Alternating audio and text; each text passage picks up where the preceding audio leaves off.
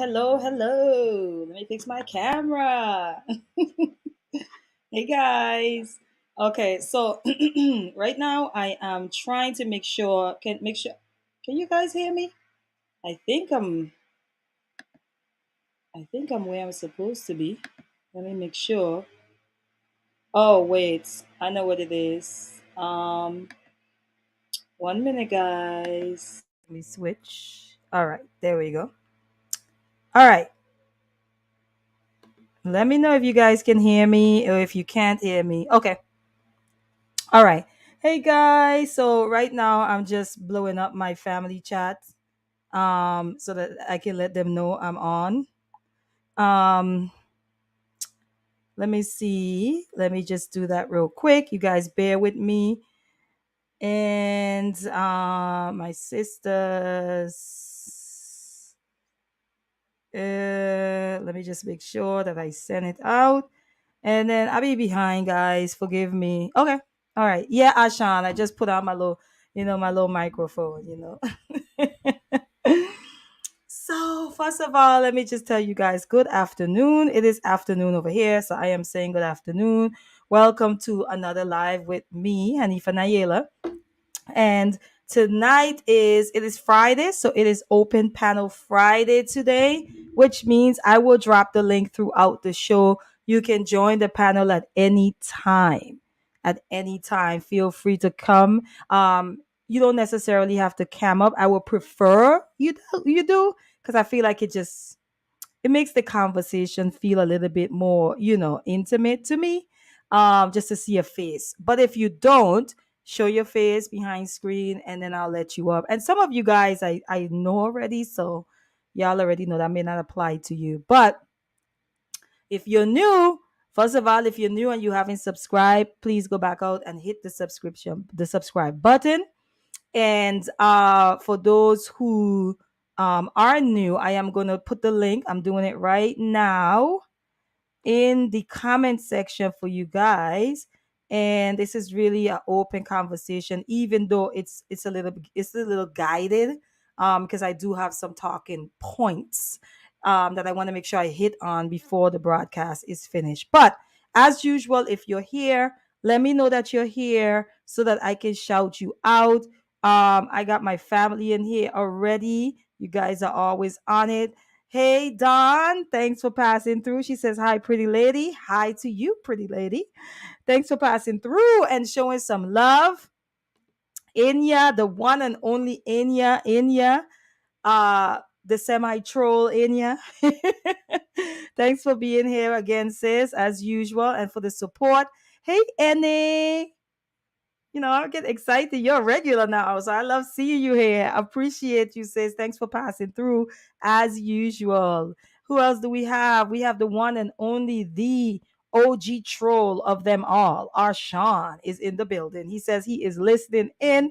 Thanks for your support, Arshawn, as usual. And I think that I saw Ma'at. Ma'at speaks. Hey, Ma'at. Hey, sis. Um, Thanks for coming through and supporting as usual. I'm gonna tell you guys why I switch up the stream today. And again, don't forget if you check. Oh, hey sis. Taki says she is here. She's here with you guys today.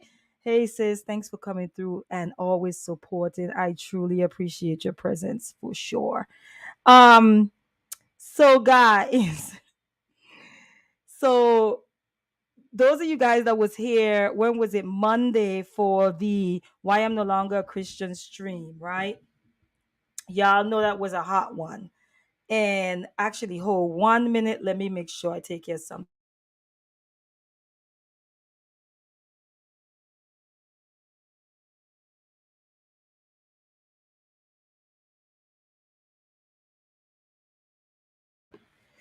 Sorry, guys. I heard toddler movements, so I had to go secure the premises. I had to go lock the door. Okay. So yeah, okay, so I did the Monday stream about why I'm no longer a Christian. That got the feedback that I didn't expect, actually. But then I had to think about it later, and I'm like, religion is a sacred cow for a lot of people, and it's a very sensitive topic, and that's why I personalized it, versus kind of just like coming at Christians. But it was an interesting conversation. Yeah. Oh, Ashan, I like that. You're so creative. You are so creative. So I'm gonna tell you why I changed it.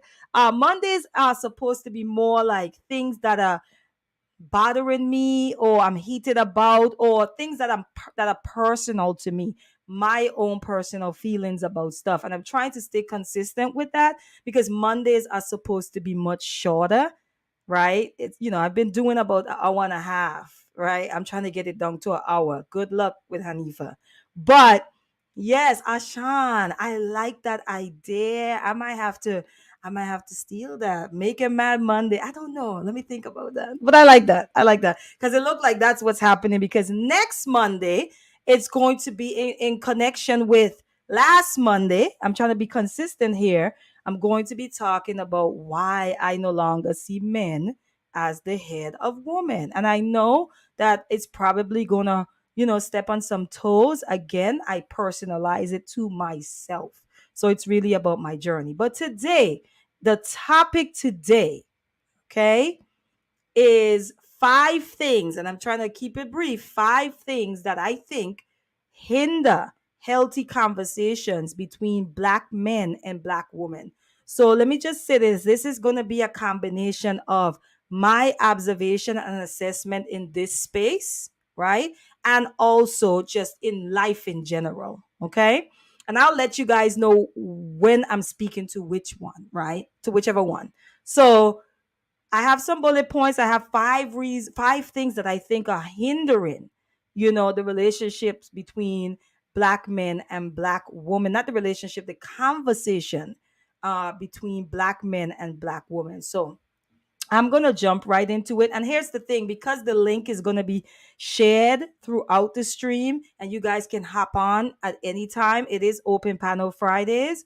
I am going to say this: at any point, you can add to what I have. I just stopped at 5. I could have probably gone to 21, but I stopped at 5. I stopped at 5, and there may be one that I don't touch on that you feel very strongly about.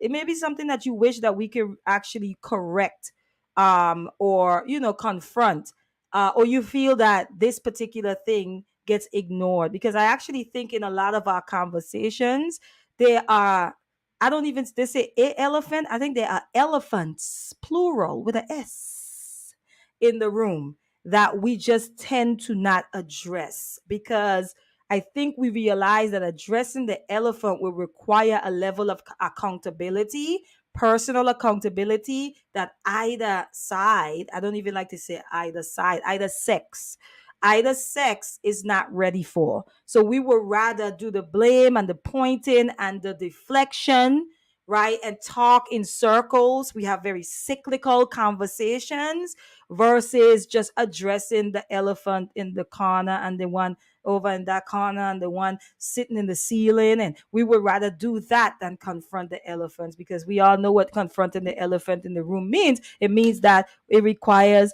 accountability, right? And sometimes accountability requires maturity that a lot of us just do not have, specifically emotional maturity, right? So I'm going to get into all of that today. You guys give me feedback. I do feed off of your energy. Let me know what you think as I go through these points. I'm not going to, some of them I might spend a lot of time on, and some of them not so much. So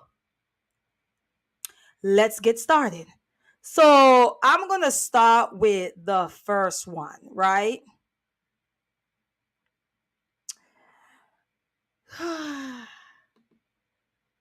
It's a need to be right. Ladies, let me tell y'all something. I used to think that this one was strong in us ladies, specifically women. I used to think that. Once I got into the YouTube space, I realized that this is not a woman trait. I really listen. Women love to be right. I am a woman. I can own that. I can say that. But once I entered this space, I was just like, oh my gosh, men like to be right too. But I think a lot of times, at least from my observation in this space, what's happening is it's not necessarily that men need to be right, is that men need to dominate the conversation. And again, that's connected to what I'm going to talk about on Monday. There's this idea of superiority that goes unsaid, right? But definitely expressed, right? And so the need to be right is the first one that I had. Okay, the need to be right. So, what ends up happening if you enter into a conversation, black man, black woman, with the need to be right, right? The conversation ends up being more focused. You become more focused on winning than building.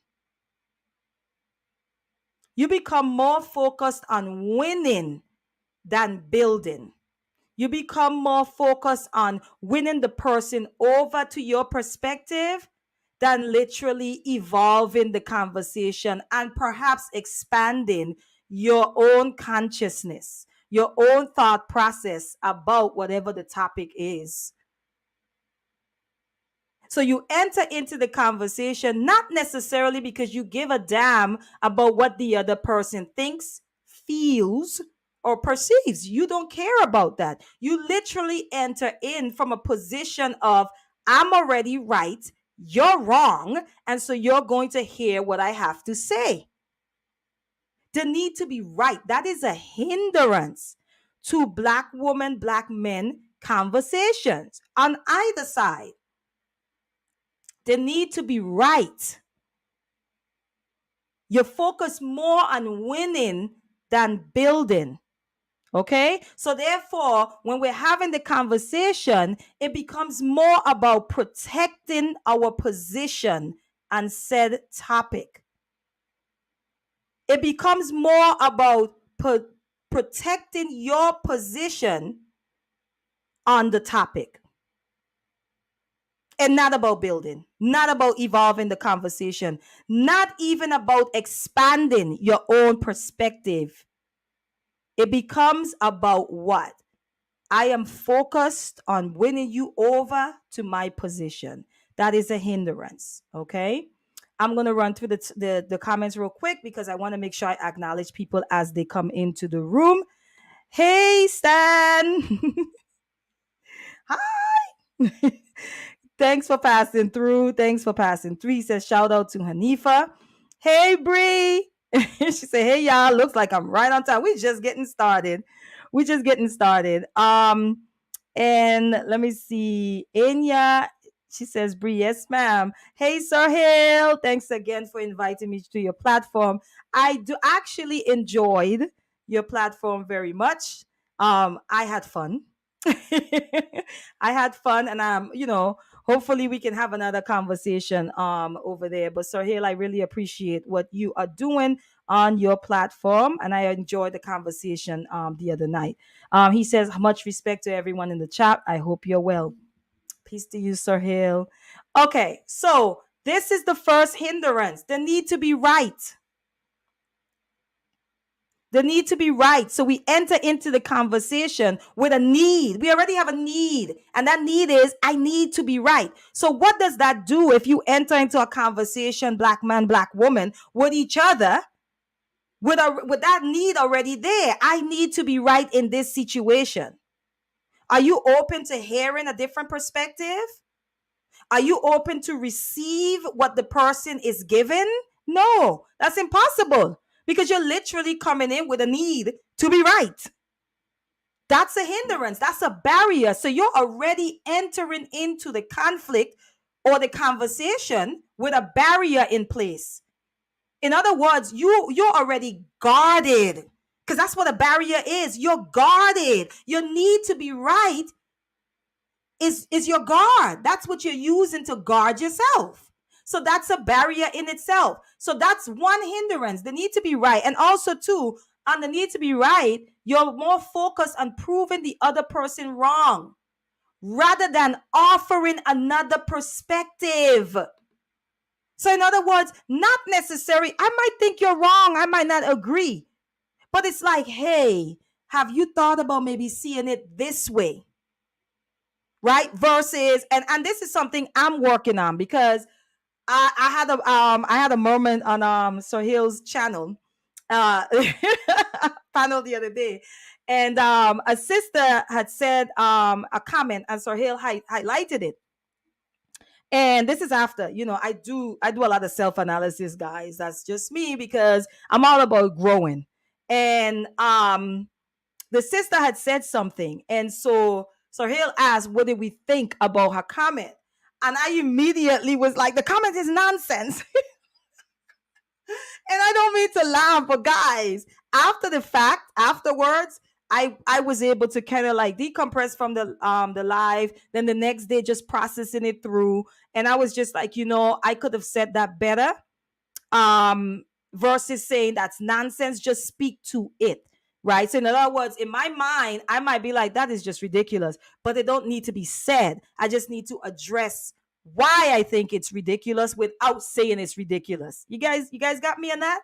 So that's a more recent example. So I want you guys to know I deal with this as well.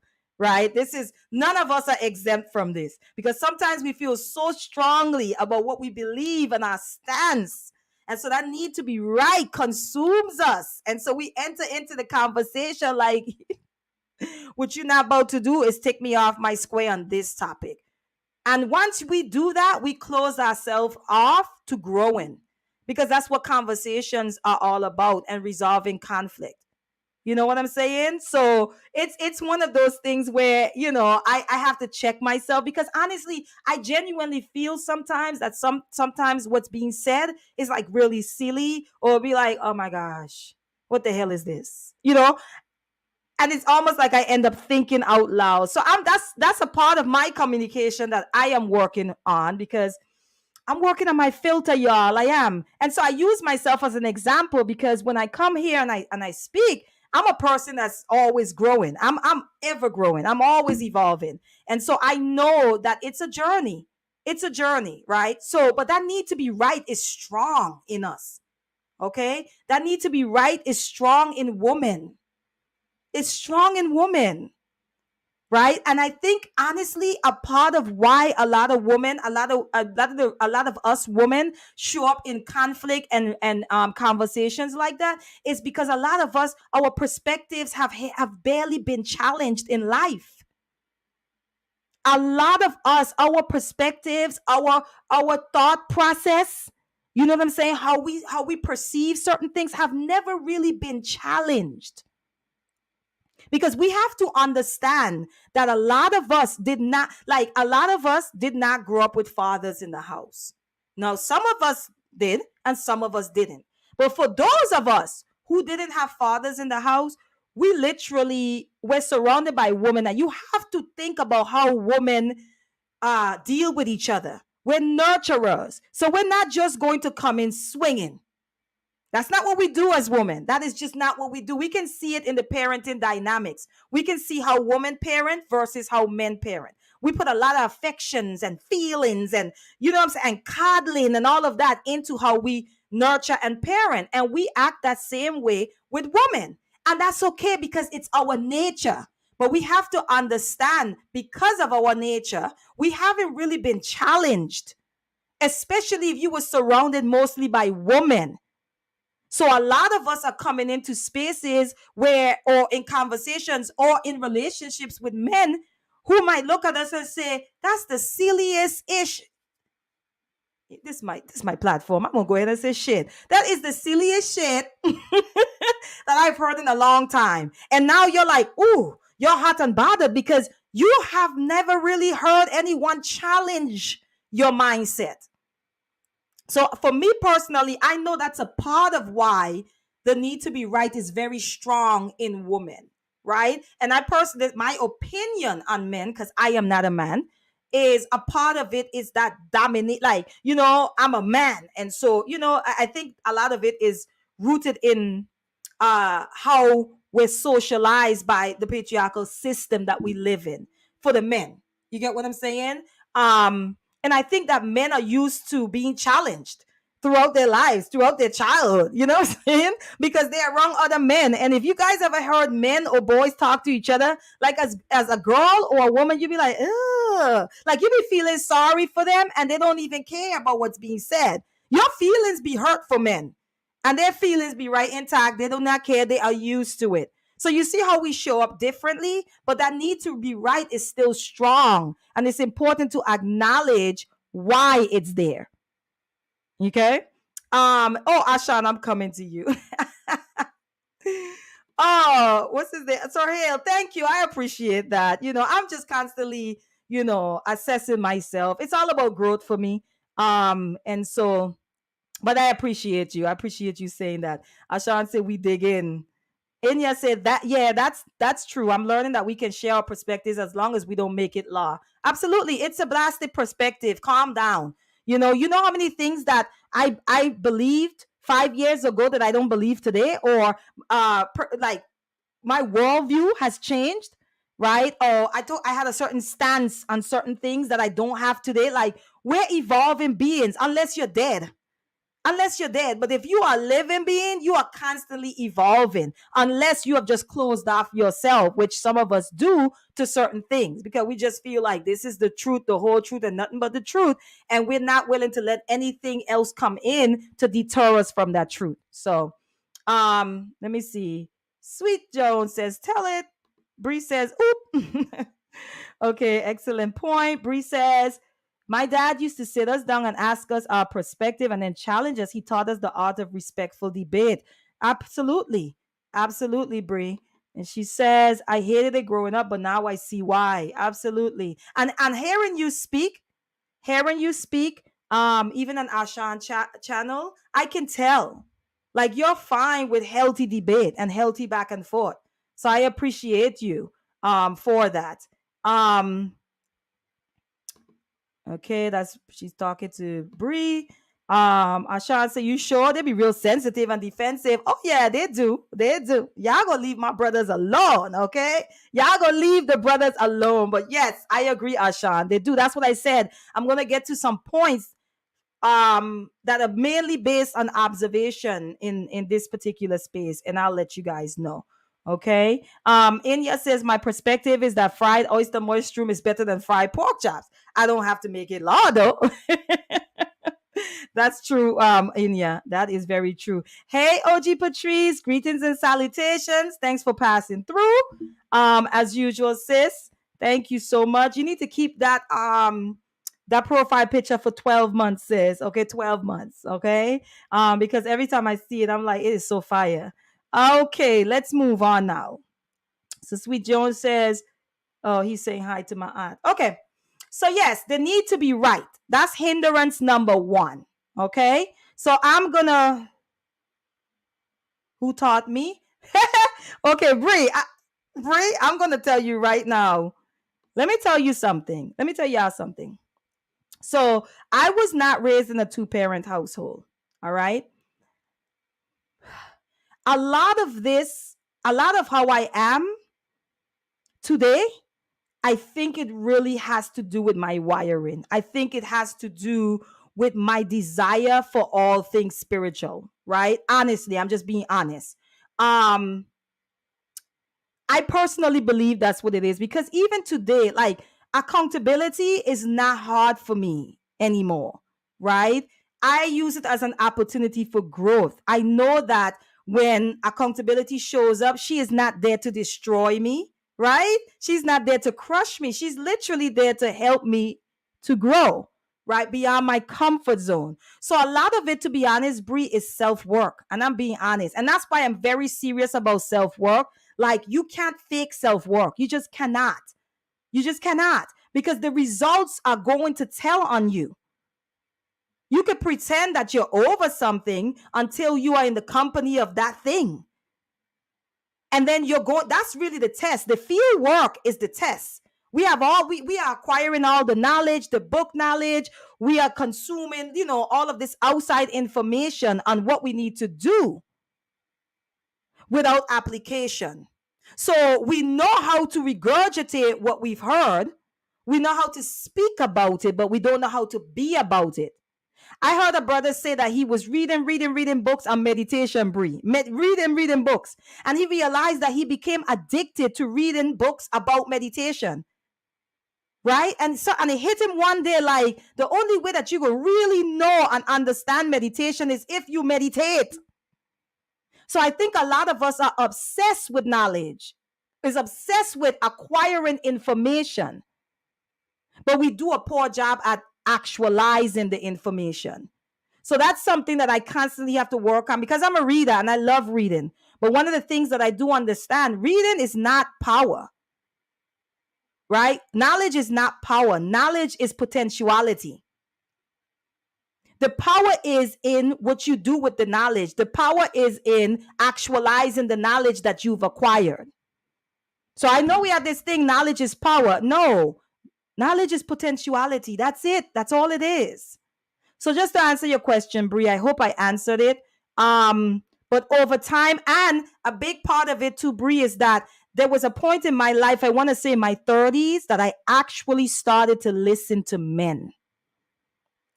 That's another thing. That if you didn't have a father in your life and you didn't have brothers and stuff like that, like don't enter into conversations with men, right? Just kind of, I don't want to say leave your feelings at the door, but literally get your feelings under control and enter into conversations with men. Listen to men. Listen to the grievances of men, right? And you will actually learn how to build with them. And I'm going to get into that as well because those are some other hindrances. But yes, Brie, I hope I answered your question. Let's see. We have Rachel. She says, I've learned and tried to remember that just because a person might not be an expert in one area doesn't mean they can't help in another. Absolutely. Absolutely. Absolutely. We are not all knowing. We are not all knowing, right? We just aren't. And I would dare even say women and men are wired differently for that very purpose. Because you are supposed to help him see in his blind spots, and he's supposed to help you see in your blind spots. I was talking to a sister the other day and I said, I think they say women use about 100 words more than men daily. Girl, guys, we talk a lot, okay? Pretty much, the long and short. And I really started to think about that. And even in relationship with my own husband, right? Because I consider him an introvert. Okay. And so one of the things that I had to say, I started to process it, and I was like, I really believe in communication because we use more words than men. I really believe like when men say things and we be like, well, that's it. They say like 3 words and the sentence is finished. I think the fact that we use more words allows us to fill in the blank.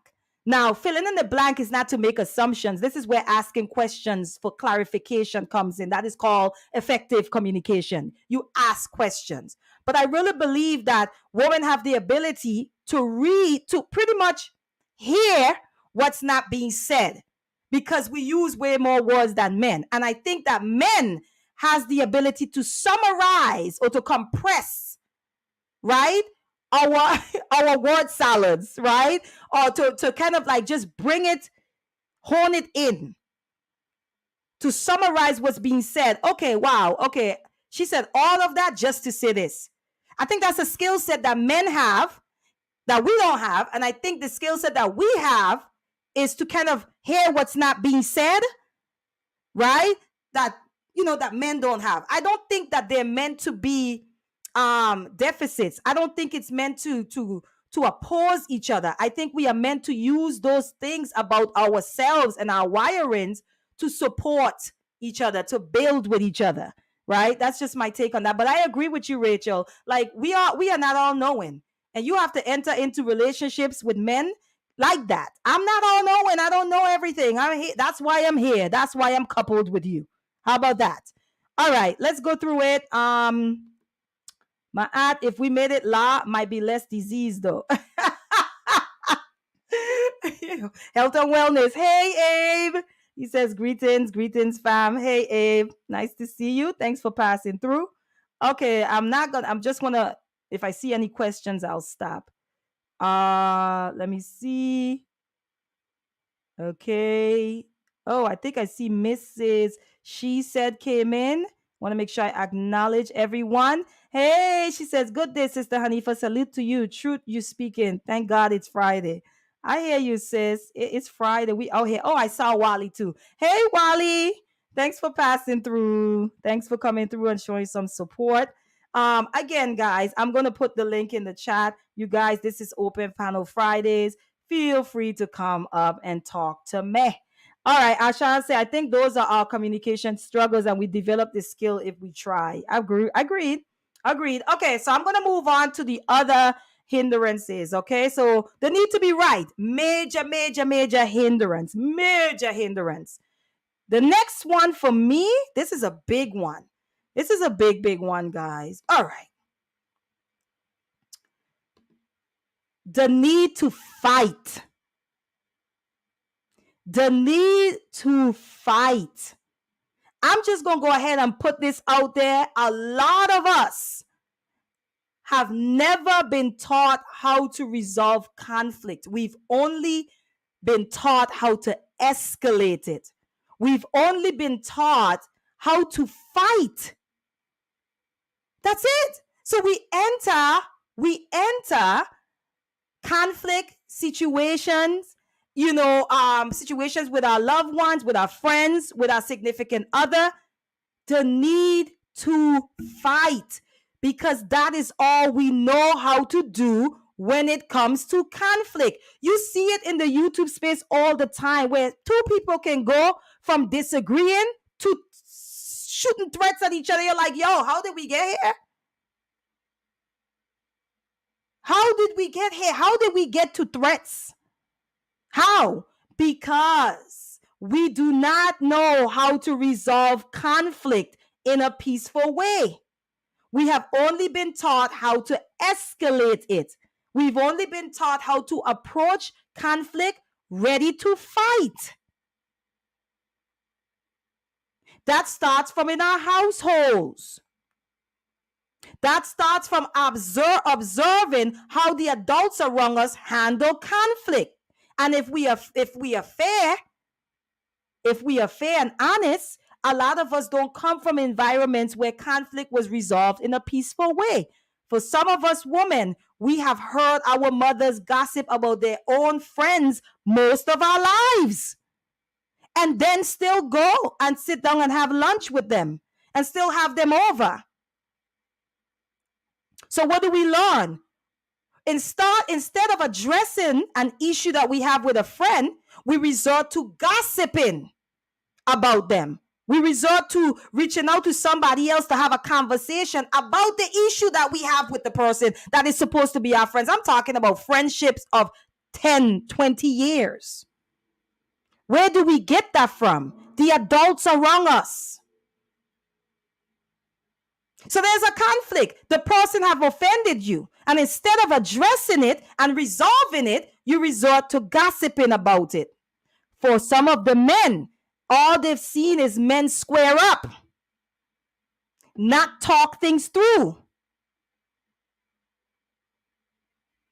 The need to fight. So now we've learned this, and now we come together and we're trying to have conversations, and we expect conversations that become intense to eventually become fruitful, but they can't become fruitful, right? Because now we just want to fight.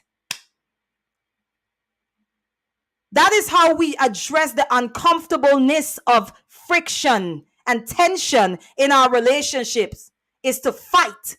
I got to get rid of this uncomfortable feeling real quick. And the only way I know how to release that energy is to fight. And you know, when everything is a fight, you know the need to fight. If you are functioning in the need to fight, when everything becomes a debate. Everything becomes a debate. So you entering into a conversation or trying to resolve a conflict, and all you're trying to do is one up the other person. I'm going to give you guys an example. And I'm going to get to this eventually, because this thing of matching energy, we're going to get to that, right? But I was thinking about this, right? So you have a conflict. you have a conflict with your significant other. They are escalated in their emotions are high. Okay, they're upset, their emotions are pretty high. You know, you enter in, they're pissed. Why would you then enter into that energy trying to match it? Because the goal of you communicating with the person that you love should be what? To resolve the conflict, right? So why would you match energy? You are supposed to be coming in to bring that person back to their center. That is your responsibility to the person that you are in a relationship with. If you love them, why do you want to see them out of character? Why do you want to see them, their emotions escalated and out of control? Why would you feed that fire? So you have a conflict with your significant other or with a man or with a conversation. Emotions are high.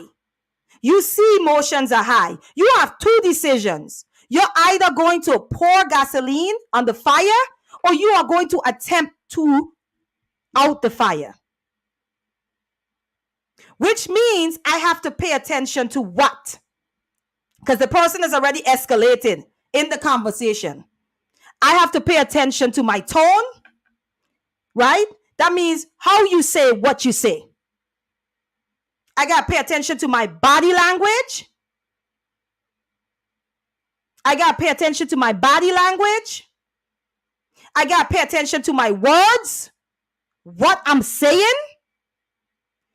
But in order to do that, decreasing the conflict or getting rid of the bad, whatever energy that person in it has to be my priority. But if I'm showing up with the need to fight, I am going to match that energy. I'm not going to be focused on bringing that person back to their center. And I say, if you genuinely love someone, you do not want to see them outside of their character. You want to be able to help them recenter themselves if you love them.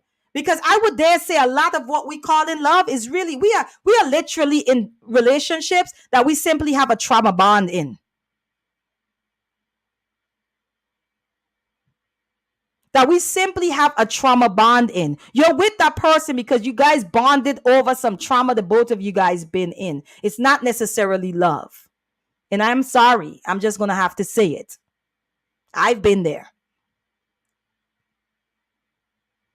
If you genuinely love someone and they are pissed and they are yelling, okay, the outcome should be the focus. What is the outcome you want? You want a peaceful outcome. So if you want a peaceful outcome, that will determine how you enter into the conflict. But if you enter with your fists up and you enter in with a need to fight, all it's going to do is escalate it. So the need to fight then becomes a barrier to having a healthy conversation, black woman with a black man and black man with a black woman. Okay, the need to fight. Also, another way the need to fight shows up is you simply waiting for them to slip, to have a slip of the tongue. Y'all ever been in conversations with people where you're talking and they're like, yeah, okay. And then the minute you say one thing that they don't agree, see, and then they latch on to that and everything else that you've said goes out the window. That's the need to fight. That's the need to fight. So you just gonna call me out my name? Oh, you just gonna talk to me like that? Oh, so that's what you meant? And so now we latch on to that one thing. And we forget everything else that was said, all the facts that were stated. That is the need to fight. Because you're sitting there and you're waiting. You're waiting for somebody to say something that you don't agree with. Okay. All right. Okay, I agree with that. Okay. And you're just waiting. And as soon as they say something you don't like or you disagree with, you prance on them. That's the need to fight. You're entering in the conversation from a disingenuous, shout out to YouTube, disingenuous position already. Okay? That's the need to fight. And another way that you know that is you enter into conflict or conversations focus solely on differences versus similarities. Solely on that. I'm gonna tell y'all the other night, and then I'm gonna look at the chats and see what you guys are saying. The other night on Thursday night, no, yesterday, I was in a group chat. They have this thing every Thursday, black men and black women, and the topic was I think it was like reconciling or building the relationship between black men and black women. Don't quote me on that. So I entered into the chat. It was one of the most peaceful conversations between black men and black women that I have ever been a part of in a while. And I know that group because I sometimes I go and I listen in and I sit in and I, converse with them. And I thought about it today and I said, what was the difference? Like, why was that such a peaceful, like, no one was jumping in. There was no debates. There was, oh, wait, hold up. I got to push back, and none of that. And I had to really assess that and think about it, like, what was the difference? And I know what it was. These were people who have very high racial esteem. And so they're not coming in there. And they probably, maybe they are. Maybe they're coming in and they have biases, because I think we all have biases. But the purpose for being there, the intent matters. Your intent for being in a conversation with a black man or a black woman, it matters, because it's going to direct the conversation. It's going to determine how you have the conversation. So the reason why that conversation was peaceful, it's because they were literally there to build and to hear each other out. That was it. That was it. That was the difference. So I've been big on this of late. How you enter a conversation matters. If you enter with the need to fight, then you will find a fight even if there's none. If there is no fight, you will create one, because you are determined to have one, because you're determined to feed that need, the need to fight.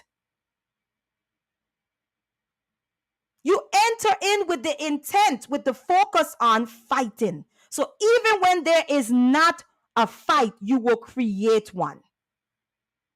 That's why sometimes in conversation, you hear people say, well, what did I say wrong that you just went off? Barely nothing. You probably said "and." Because it's not you. It's the fact that they entered into the conversation with ill intent already, with a need that they now have to feed. And that need is what? The need to fight. That's another barrier. All right. So let me see what you guys are saying. I'm going to go ahead and put the link in. If anybody wants to come up, feel free. You guys are welcome as usual. All right. So let me go back up and see what you guys are saying.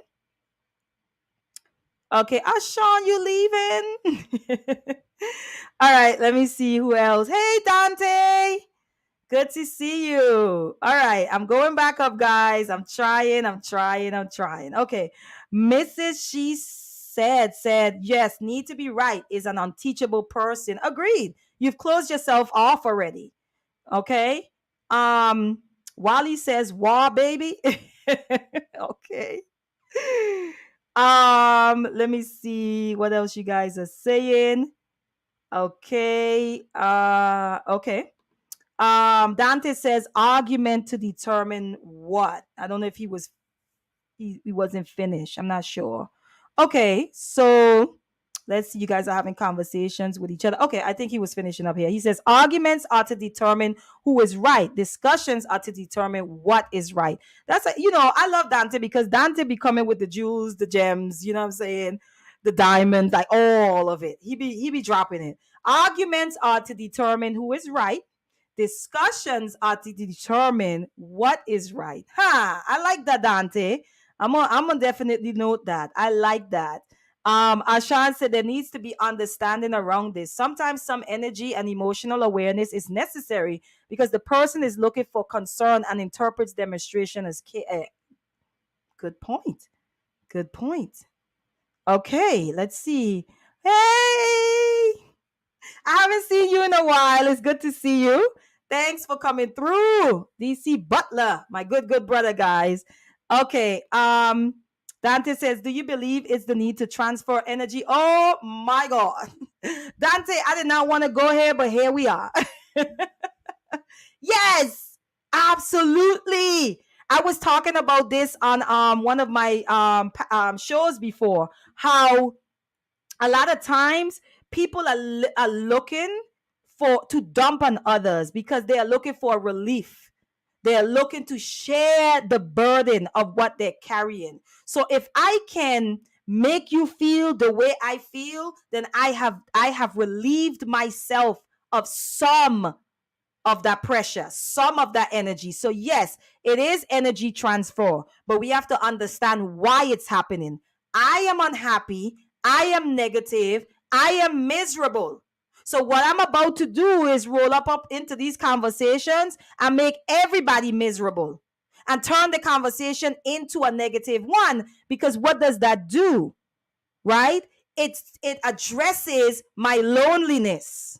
So now I am not alone in that feeling of misery and negativity. I'm just going to go ahead and spread the love, okay? So yes, Dante, yes, it is energy transfer, and people have to be aware of, when it's happening. That's why I always say, like, learn to control your environment. And if you can't control your environment, control who you show up as in the environment, right? So I'm big on controlling your emotions. Men and women. This is not just for women. This is not just for men. Men and women learning to control that. Because oftentimes these people, sometimes they don't even care about your like what you think, your thought process. They don't care about none of that. All they care about is what? Is transferring that energy, spreading it around to relieve themselves of it. Because misery is heavy. Okay. So yes, Dante, I agree with what you just said. I mean, yes, to answer your question, he says energy is not lost or destroyed, just transferred. Agreed. Wally says the battle of words is slowing down these days. Nice and slow so far I've seen. Okay. AK, aka Misery Loves Community. I like that too. You guys are cracking me up. I love that. No, don't change it. He says Misery Loves Company. No. I actually like that. Misery Loves Community, because that's exactly what misery. What transfer of energy is. You're trying to create a community around that particular feeling or energy. So yes, you actually was right in what you just said, but I get what you're saying. So yeah, the need to be right. I mean, the need to fight is a big one, a big hindrance in these conversations between Black men and Black women. And the reason why, like I said in the beginning, is because a lot of us have not been taught how to resolve conflict. We've only been taught how to fight. So when it gets really tense, we immediately escalate to what? Violence. And violence does not have to be physical. We resort to verbal assaults, calling each other out our names, attacking each other, you weaponizing things told to us in the relationship against our partner, right? All of that is violence, is a form of violence. All right, so I'm gonna move on, guys. The next one that I have is I'm gonna leave this one for last, okay? Do I want to do that one right now? Okay. So you guys know how I talked about, like, matching energy. All right. So I'm very big on this, right? I am. This one, the need to match energy rather than resolve conflict, right? And I touched on that a little bit already. So I'm very big on not matching energy because, oh boy, if your energy is nasty and toxic, Why do I want to match that? Like, ew. Okay, I'm not gonna say ew because the last time Asha and them got on me about saying ew. But ew. Why would I want to match your nasty, toxic energy? Why won't I want to function above that or outside of that? Why? Because this is still connected to what we just talked about, the need to fight. The need to match energy rather than resolve conflict. So now it becomes a battle of the sexes. Oh, you talk to me in that tone, then I'm going to talk to you in this tone. But if it's about resolving conflict, you talk to me in this tone. In order for me, right, to bring this thing to the center to where I want it, I can't speak to you in the same nasty tone that you're speaking to me. And I know a lot of us are raised for this. A lot of us are raised this way. You don't let nobody hit you. You don't let nobody talk about your mama. You don't let nobody talk to you any kind of way. You hit back. And then we are wondering why we cannot talk to each other with respect in most of these conversations that pertains to our relationships with each other. You have a man groomed to fight and a woman groomed to fight, and we expect them to do what? Peacefully resolve conflict? That's the self-work that has to be done. Not matching energy doesn't make you any less than anybody else. In fact, I think it makes you smart. Not matching energy shows that, yo, I'm not here to destroy you, black man. I'm here to work with you and build with you. That goes for relationships, that goes for friendships, that goes for conversations with black men. Any panel that I go on, any conversations I am in, I know that when I enter those conversations with men, with black men, with my brothers, I enter in with a love for them already. That is my foundation. So what does that mean? That means that I would never be on a panel anywhere and call a black man a bitch. It would never happen. I would never deliberately insult a black man because my intent, the way I enter the conversation, is in love for black men, for black people already.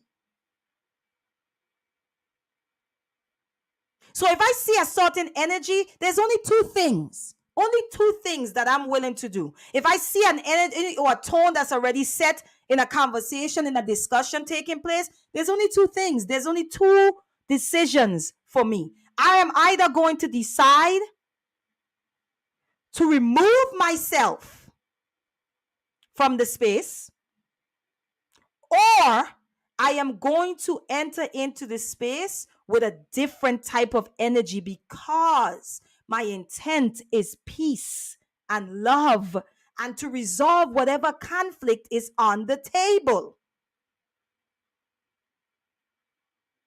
If I know I can't do that, then I don't enter into the conversation. I remove myself. I breathe. I step back. I assess. But if I just want to fight, I'm coming in there swinging. And then you know what we said to each other? Well, you disrespect me first. Where do we get that? You know that if you are trying to resolve conflict, you cannot be caught up in who did what first. Do we understand that? Someone is going to have to eat some humble pie. Someone is going to have to apologize. Someone is going to have to become more focused on fixing the situation. And for me, I like to say, if you're the person that's more in control of your emotion in the moment, I think the onus falls on you. Honestly.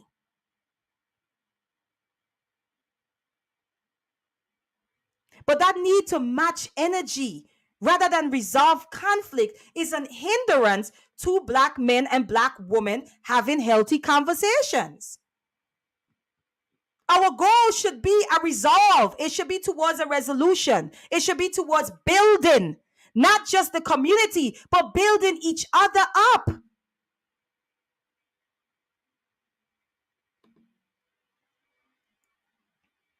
My question is to those people who enter into conversations with each other, black men and black women, with the need to match energy. Why match energy when you can shift it? Why match toxic energy when you have the ability to shift it? Why not choose the latter if your goal is conflict resolution? If your goal is community building? If your goal is productivity? If that is your goal, why match energy when you can shift it?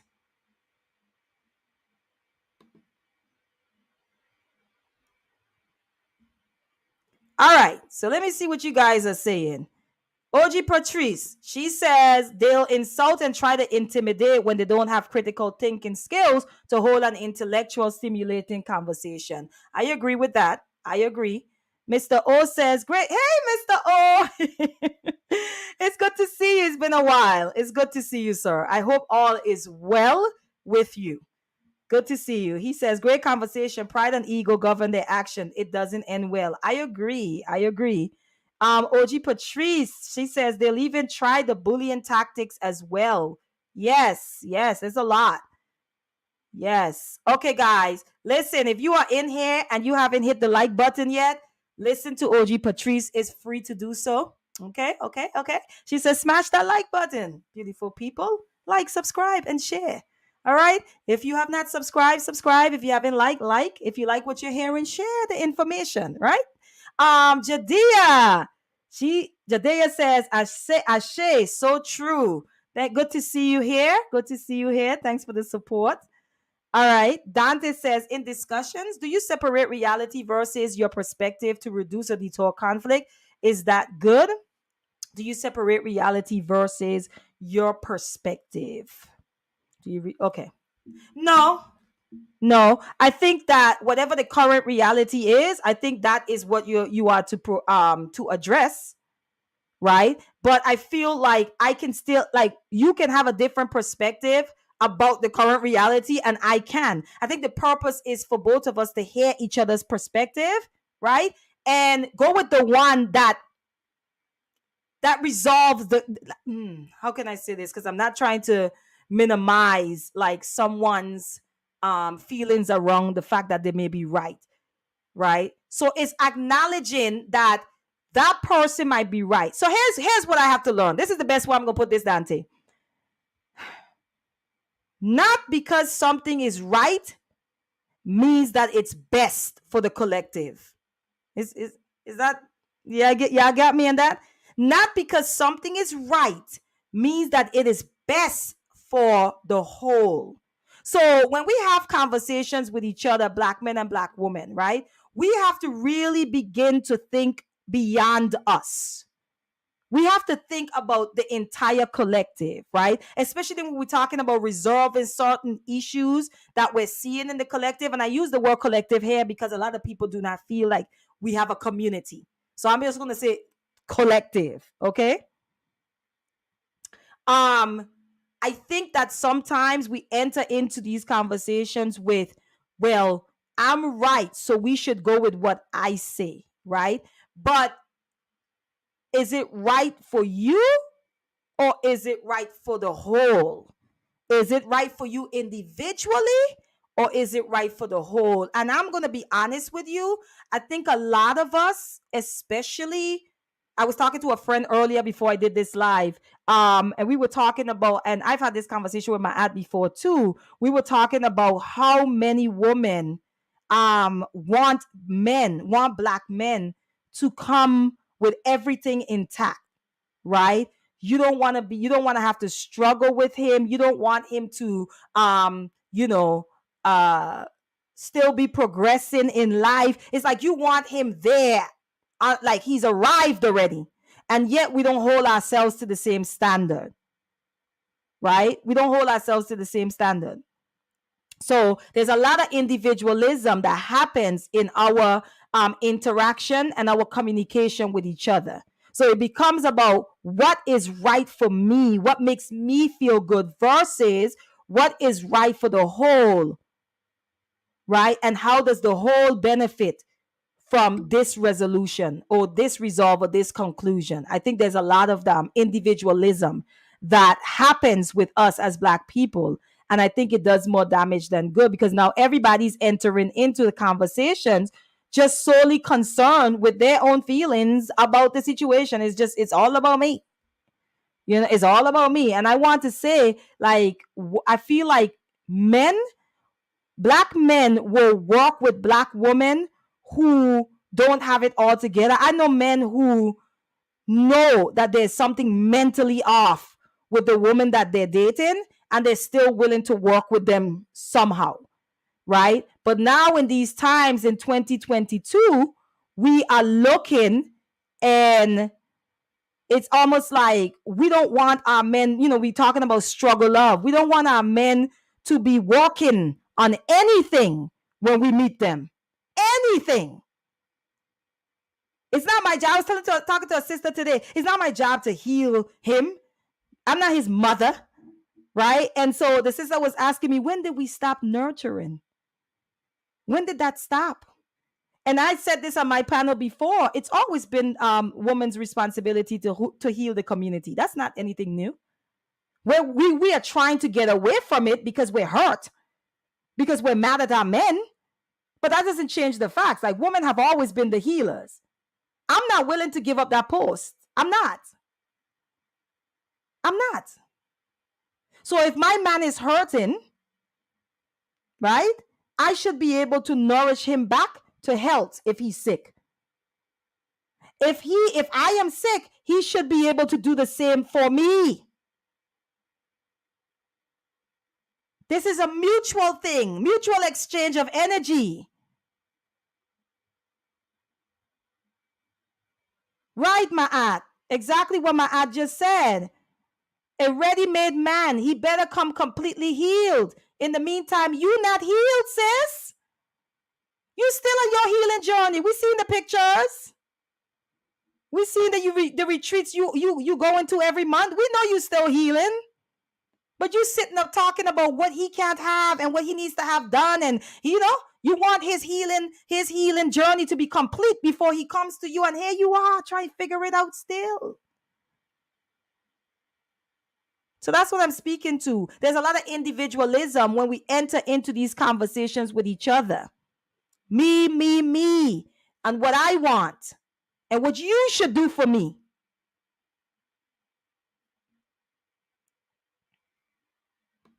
Perhaps. I don't think what I'm speaking to is subjective, but I get what you're saying as well. Perhaps.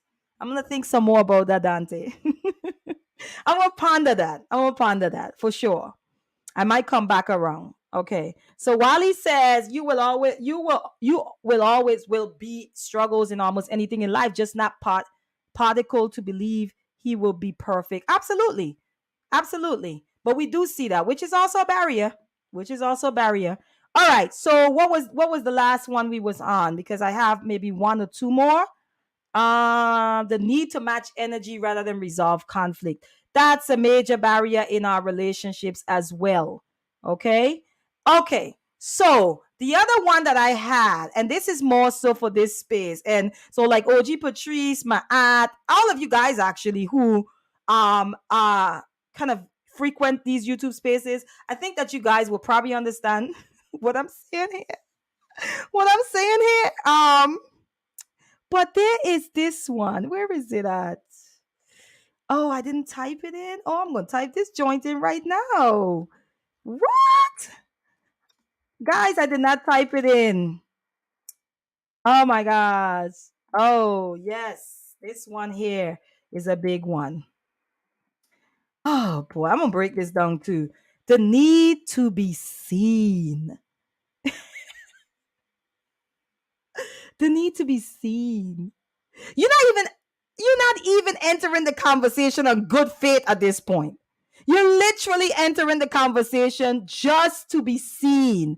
These are the people that enter conversations where they try to bring shock value. They don't even believe what they're saying. They're just saying shit, right? They're just saying something to get a reaction out of people. If you've been in this space long enough, you know exactly what I'm saying. Just to get a reaction, shock value, contrarian. right? I'm just going to be contrarian, right? I'm just going to constantly pose an opposing view. It doesn't matter. And when you say something, I'm just going to find a way to conflict with that. The need to be seen is a barrier. It's stopping us from having productive, healthy conversations as Black men and Black women.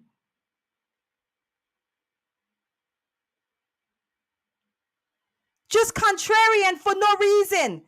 So you're not even there on good faith. You're literally there just to be seen.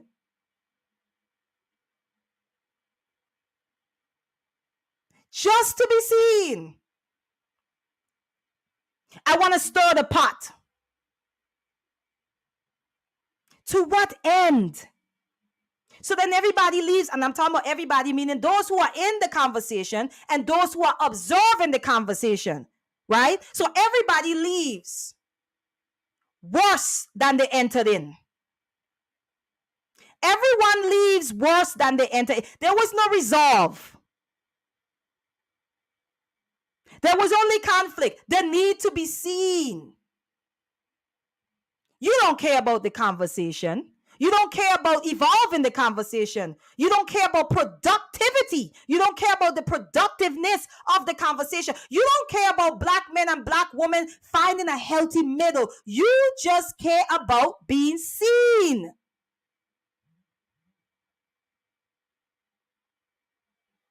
You just happy that your voice that ain't never been heard your entire childhood is now being heard on these platforms, in this space. Contrarian. Always looking for conflict. Always have to be the opposing force, even when it makes sense to everybody else. The need to be seen. You don't really care. You're just here for yourself. You're here because somebody didn't listen to you as a child. And now we're forced to. You're here because you lack attention and affection. And you are going to get it by any means necessary, even if it means disrupting the possibility of Black men and Black women having healthy dialogue. You come in and you center yourself. This is how you know someone is functioning in the need to be seen. They always have to be centered. I know all of us have been to panels or conversations where somebody comes in and you say, what was the topic again? All of a sudden, the conversation becomes about them. They become centered, completely derailed. And it could have been a healthy, productive conversation. You're like, you in the chat section, like, yeah, I like this. We're getting somewhere. And then that person comes into the conversation. It's like, womp, womp. And now you're asking, what were we talking about again? And then you realize this person does this all the time. The need to be seen. Completely centered yourself. Even in relationship conversations where it just become you become centered. But what about me? What about me and my feelings? What about the fact that you yelled at me? Guys, I had a moment like this before with my husband, and I had to literally apologize. Okay, I had a very, very woman moment, and I had to apologize. Because instead of owning what he pointed out I did wrong, I resorted to victimhood. Why are you talking to me like that? It completely skipped over the what I did wrong. I'm telling you guys right now, and I'm speaking to the woman now, whether we believe it or not, the way that we are socialized, right, under the system of patriarchy has to do with how we relate to our men, has to do with how much we show up as victims. We've internalized this thing that we need to be taken care of. We're fragile. We're fragile flowers. And you know how that translates? It translates as entitlement. It translates as our difficulty in taking real accountability for our actions. So we got to be careful with that, ladies. And I'm saying it because I just had an experience with it the other day, and I had to check myself, and I had to go back, and I had to apologize to my husband. I'm telling you. Okay? The need to be seen. So you're there to grandstand versus understand. You're focused on grandstanding versus understanding. You want to be seen. You want to flex. You may have read more. You may have realized that you read a little more books. You might be more educated. You might have more degrees. And so you need to be seen. You need to flex your intellectual muscle. Right? You want to flex your ability to psychoanalyze. Women, we do that. That's what we do. We're skilled in that. Right? Men, logic, right? We come in with the logic, and then we try to demonize a woman having emotion. Right? So we flexing. It's a lack of humility. How you enter into conversations, into conflict with the opposite sex matters. The need to be seen. I articulate my words better. So I'm going to come in and I'm just going to use these long, 5-syllable words, and I'm going to say stuff like, what? Google it. Then Google it. The need to be seen. Major barrier in how we communicate. Major one. Okay. And the last one, and I'm going to drop the link one more time, just in case someone is new and they want to come up. Before I move on, I'm going to acknowledge the people who just came into the room. I see my girl, Quantum Love. Girl, I was about to call you Quantum Fire because I saw fire. Fire. Quantum, good to see you, sis. Thanks for passing through and showing some love. Dante says go deeper. Yeah. I'll be trying, Dante, but I also be trying not to go too deep. But yeah. Otherwise, I'll be here for hours because I actually think like really deep conversations that build, it takes time. And that's the other thing too, is that we just want to rush everything. We did not get here overnight. Our inability to really converse in a healthy way with each other, that didn't happen overnight. So it's going to take time for us to get to a place where we begin to deal with each other in a healthy way and to speak to each other with the utmost respect. It took a while for us to get here, and it's going to take a while for us to get out. So I think that oftentimes we are trying to like resolve conversation. Like, listen, if a conflict cannot be resolved in that moment, table it. If you have to come back the next day, the focus is to make sure that it's resolved, right? It don't necessarily have to be a race. You know what I mean? Wally says the end is destruction. Let me see who else. Oh, I think I see. Hey, Dupree. I think no, that's Denari. I think that's Dupree. But hey, Denari. Good to see you here. Hey, Ja. He says Google ciphers, or is it Google ciphers? Google ciphers. Okay. I'm not sure what that means. Clarity. Clear that up, please. Give me some clarification. But guys, like I said, the link is in the chat. If you guys want to come up, it is Open Panel Fridays. If not, I'm going to keep it moving because I have one more to cover. And this is a big one. This is one of the elephants in the room in these conversations between Black men and Black women. Poor racial esteem. I'm going to keep talking about this Because here's what I know. If me as a black woman do not love myself, I do not love black men. I do not care how much I pretend to. It's almost impossible. It matters how you enter into a conversation. I'm going to keep saying that.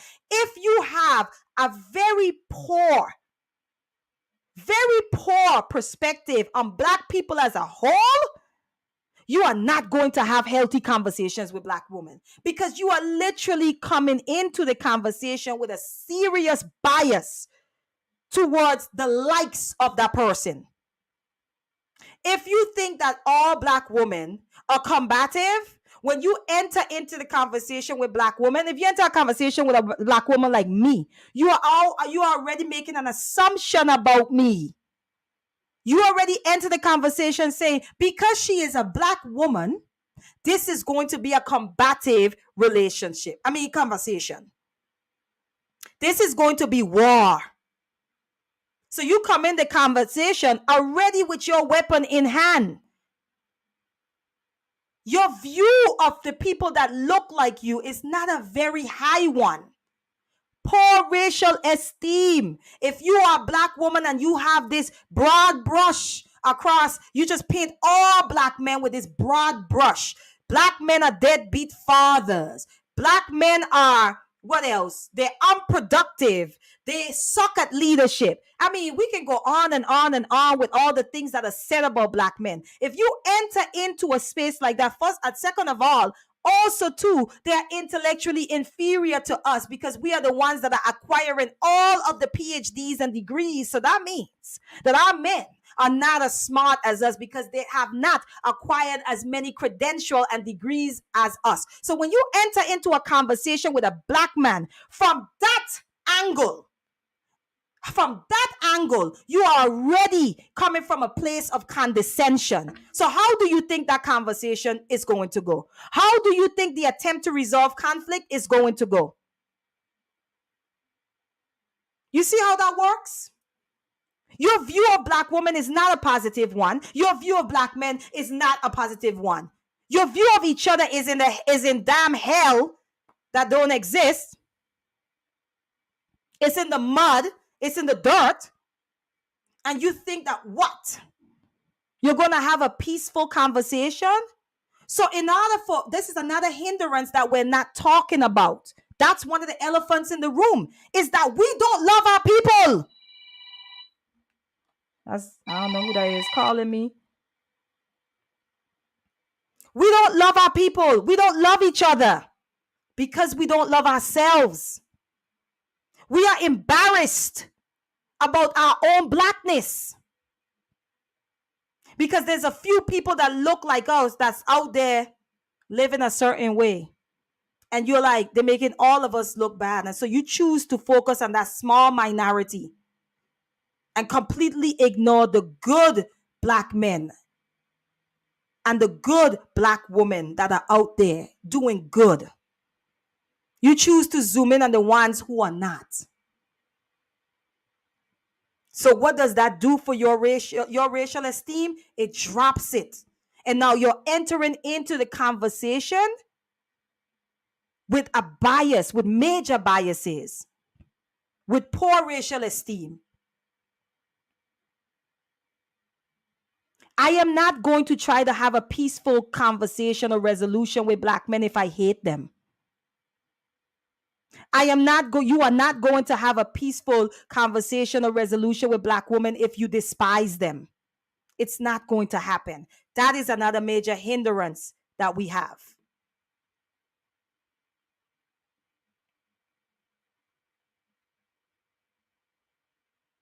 That is another a major hindrance that we have. A lot of our people are struggling with loving themselves. Hey, Lucky. Good to see you, sis. Thanks for passing through. A lot of our people have some serious issues with their blackness. It's almost like some of us, let me just say a lot of us, some of us feel trapped by our blackness. And I can tell, because I can listen to some of the conversations. We feel trapped. We're embarrassed to be black. We are. So what does that do to our conversations? How do we show up if we're embarrassed about the bodies that we find ourselves in?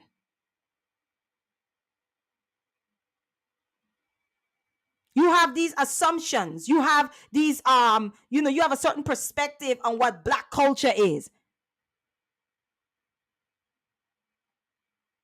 So when you enter into a conversation with Black men and there's a conflict, how do you think you're going to respond to them? When you enter into a conversation with Black women and there's a conflict and we're trying to get to a resolve, if you hate your own self, your own type, your own skin, your own body, how do you think you're going to respond to them?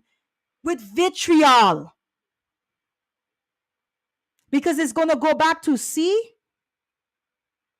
you feel like they're confirming a bias that you already have towards them. And they don't take much. I just want to say that. So, you guys let me know any others, because I'm going to wrap up, any others that I may have missed that you think maybe barriers to us Black men and Black women having healthy relationships or healthy conversations. Let me know in the chat. I'm looking. If you guys, if no one wants to come up and converse, that's fine. But I'm also watching the chat. And let me know. Let me know if I miss any. Maybe one that came to your mind while I was speaking. That kind of gets in the way of us having healthy dialogue with each other as Black men and Black women. And I think, I did miss a big one, but Dante says predisposition. So he mentions traumatic predisposition. I don't know if you're speaking to what I'm asking, but I actually, that is a big one. That's one that I think we underestimate major. Like we underestimate that, like, we just want to forget about the past, right? We want to act like the past didn't happen. And we also want to act like the past doesn't have a direct effect on our now. We want to ignore genetics. We want to ignore epigenetics. We want to ignore things that are inherited, that are passed on. Like I say, passed on like our favorite recipes. We want to ignore those things, right? Because we want to extract, right? How we're showing up. We want to extract it from its historical context. And oftentimes when people do that, it's because they already have a narrative in their mind. And they're literally extracting what they want to support the narrative. You got to be careful with that. So for me personally, I agree, Dante. I think there's some trauma there that we like to pretend is not there. You know what's interesting? And I'm going to use this as an example because people like to be like, oh my gosh, you never pick cotton, get over it, and so forth, right? If you ever watch documentaries of people who survived the Holocaust, talk to the children of Holocaust survivors. There's documentary, there's research out there. Talk to the children of Holocaust survivors, right? Talk to them about how that trauma affected how they were parented. And then in turn, they parented their children the same way. Because the parenting that they receive, right, was rooted in trauma. It came out of trauma. But if you're a child and you're being parented that way, you don't think, oh my gosh, it's because of the Holocaust. Oh my goodness, it's because of slavery. Like, you don't think that way. You just think, oh, this is how you parent. So this is the tool that you receive. You put it in your toolbox for later on. And when it's time to use your tool, that's the tool you grab for. It's only as adults, we start to kind of unpack these things. But as a child, you don't know that your mom is paranoid like that because she survived something traumatic. So it ends up coming down the family line as pretty much maladaptive behaviors. So there's a part of that too in how we converse with each other. There's a trauma piece that we try to ignore and we try to act like it's not there. And forget just trauma from slavery, but just trauma just within our own households. Because if I'm honest, some of us been abused, even though we don't want to call it abuse. Some of us been abused our entire life and we do not want to call it that. And we think it can't be abused because we survived it. It's kind of not how abuse works. All abuse does not lead to death. So I see my good sister Oni. Hey Oni. Thanks for passing through. I see Ina said something. She says maybe sometimes people are so busy trying to be advocates for a popular position that they're willing to railroad the feelings of the person they're talking to. I agree with that. I agree with that. That's what I said. It's like you want to. They need to be right. You know what I'm saying? And for me, I have to ask myself. For me, I'm just going to use myself as an example. When I come face to face with what you're talking about in it, I have to ask myself, what if you're wrong? What does that take from you? What does owning being wrong take from you? The only thing that you can get out of acknowledging that you're wrong is growth. That's the crazy thing. I was thinking about this today, like even the idea of being called ignorant and how defensive people get about the term ignorant. And ignorant just simply means to not know. But why does it hold such a negative connotation? We got to think about that. What is so bad about not knowing something? Why do we feel that we have to be all knowing? Where does that come from? And I get it. For me, my answer to it is that it depends on what it is. There are belief systems that we have, right? There's certain like worldviews, beliefs that we have built our entire lives on. And we are not willing to let them go because that means that a part of our life we will have to rebuild from scratch because it's going to crumble. Because now the foundation of it is being challenged. And when you find out the foundation is actually a lie, this is why you have some people where they find out something is a lie and they still protect it with their life. Because they've built their lives around it. And I'm going to give an example. Creflo Dollar recently came out and said that the system of tithing is wrong. Right? He recently came out. You know what I said to someone? I said, he is not the only pastor that is aware of that. And y'all know I used to be a Christian. That was one of the sacred cows I had to let go of too. But anyway, I'm not going back there. I don't already talk about my Christian story on Monday. If you guys want to know about that, check out the video. All right. But that was Monday just passed. He came out and he talked about tithing. And he was saying that, it's the tithing system is wrong. Now, granted, and I've said this, he done built generational wealth on this teaching. Generational wealth on this teaching. But I think about all the others who are in these spiritual leadership positions who know that is a crock of bull, but they're not willing to take that step and publicly denounce it or let it go or say, we're not doing this anymore, because they've built their entire lives on it and around it. You're talking about mansions. You're talking about like fancy cars and vacations and college fees. Living in the best neighborhoods. You're talking about wealth. Wealth built off of a lie. So what happens?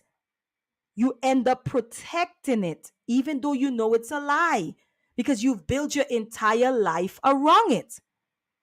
So yes, when it comes to belief systems, and that's to NA, that's a part of it, is that people don't want to let it go because you know what?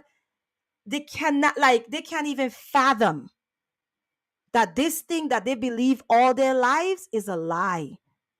That's a tough one. I have been there. Trust me. It's not easy, but it's worth it, because everyone should have the desire to walk in integrity, with uprightness, with your head high. Know that you're not living a lie. Everyone should desire that. So I've been there, so I know that feeling. But poor racial identity. All right, Dante. No, I'm back. I've been here every Monday and Friday consistently for like the last couple of weeks. But I do understand. I do understand. I'm going to try to stay around longer and not disappear on you guys. I promise. I'm working on it. But I appreciate you. I really, really do. I really do. I really appreciate the gems that you come in and drop. So you enjoy your weekend, sir. Okay. So guys, yeah, that was my last barrier, the poor racial identity, the poor racial esteem. If you already don't love black people, you ain't trying to get along, you ain't trying to build, you're not trying to evolve no conversation with them. You're literally there to kind of like confirm whatever feelings you have about them, right? So you're not building with a black man. You are a whole divester. Tombo, you in a conversation to build. You're a whole divester, and you already let us know you divested because you don't like black men. You're a whole divester, and you already let us know you divested because you don't like black women. And here you are in black men and black women conversations talking about you trying to build. You a lie. You a lie. You want to be seen. You want to be seen. You want to argue. You don't really care. So those are some of the barriers I wanted to touch on, guys, today, about why we're finding it difficult to communicate with each other, whether it's in our personal relationships or in group conversations with each other, as black men and black women trying to communicate in a healthy way with each other. We have poor racial self-esteem. Poor racial esteem. I'm going to go through them one more time for the people who just came in. We have the need to be right. You enter into the conversation. You enter into the discussion with the need to be right. You are not necessarily there to build, right? You are not necessarily there to evolve the conversation. You are not there to learn. You are simply there to be right. And then also there's the need to fight. You enter the conversation in a combative way. You're not looking for any resolutions. You're literally there just to fight. You're not trying to de-escalate the conflict. Okay? You're not trying to talk peace. None of that. You're there to fight. Okay? Then also the need to match energy rather than resolve the conflict. Oh, you mad? Then I'm going to be mad too. We're not about bringing each other back to our center. We are literally about bumping heads. So it's the idea that I have to match your energy. And again, I say to that, why match energy when you can shift it? Why match energy when you can shift it? Why match toxic, low vibrational energy when you can shift it? Because of this, the need to fight. We're moving on. Then there's the need to be seen. I spoke about people who just enter into conversations because they want to flex their intellectual muscles, their ability to psychoanalyze. They want to one up the other person. They want the world to know that they know a little bit more than the people that they're conversing with. They need to be seen, just contrarian, just centering themselves, completely derailing and shifting the conversation, and the whole conversation ends up being about them. The need to be seen. That's another barrier. And the last barrier that we went over was poor racial identity. You cannot have a healthy, loving, peaceful conversation with people that you do not like. If you do not love black men, when you enter conversations with them, that is how you're going to enter them. If you do not love black women, that is how you are going to enter the conversations with them, from a loveless place, from a place of hate and vitriol. So yes, those are the ones that I wanted to cover. I hope that you guys got something out of the conversation. And again, we could continue the conversation in the comment section when I get off. And hey King, Brooklyn in the house. Hey King. Thanks for passing through. It's been a while and it's good to see you, sir. Thank you. And thank you for everything. I appreciate you. It's good to see you, King. It's been a while. But guys, I am about to get up out of here. I love you guys. I am going to see you guys on Monday where I am going to talk about what? What am I talking about? Why I no longer see men as the head of women. So if you guys want to get your feelings hurt and your toes stepped on, pass through. Let's have the conversation. And until next time, peace and blessing to you guys. Bye.